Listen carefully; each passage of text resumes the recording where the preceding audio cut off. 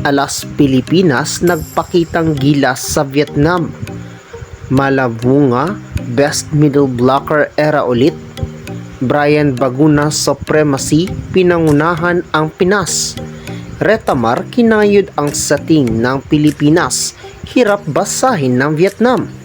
Good day ka Heartstrong. Bago natin yan simulan, please support this channel by clicking like, share, subscribe, and spike the notification bell para updated ka sa ating mga video.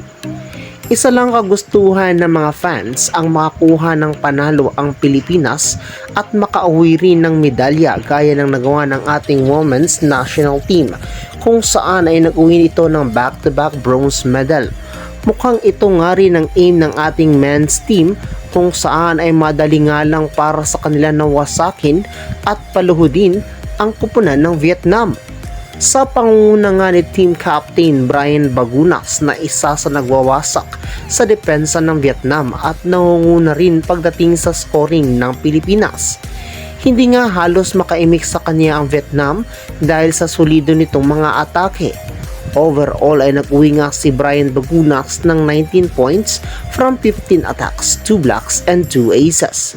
Dihado nga ang Vietnam sa depensa dahil mukhang handang-handa nga ang Pilipinas sa kanila. Maliban kasi kay Brian Bagunas ay mas naging lethal din si Budin sa atake. Blockings at pati na rin sa services ay nagbigay ito ng matinding damage sa Vietnam. Nag-uwi nga si Budin ng 14 points from 9 attacks, 3 blocks and 2 aces. Subalit tumuko sa aking atensyon ay ang mga nagawang net defense ni Malabunga na kung saan ay halos bantay sarado nito ang middle position. Hirap nga pumatay ng bola ang Vietnam dahil sa blockings ni Malabunga. Kumamada lang naman si Malabunga ng 6 blocks at 4 attacks na ipinakita nito kung ano pang pwedeng gawin nito sa mga susunod pang mga laban. Mukhang balik na nga sa best middle blocker ang aura ni Malabunga sa ngayon kaya't humanda na ang kanilang mga makakaharap sa sunod pang mga laban. Kudos nga din sa young setter ng Pilipinas na si Josh Retamar kung saan ay magandang decision making nga ang nagawa nito during the crucial part. Kaya't well distributed nga ang mga atake ng kanyang spikers. Sa ngayon ay may isang panalo na ang Pilipinas and 1 win away ay mas malaking tsansa nga ang maipapasok tayo sa finals game.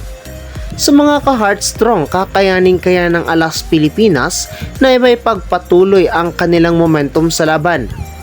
Kaya kayang makauwi ng medalya ngayon sa liga? Comment your thoughts below.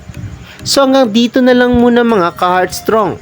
Do not forget to subscribe and click the notification bell para updated ka sa ating volleyball.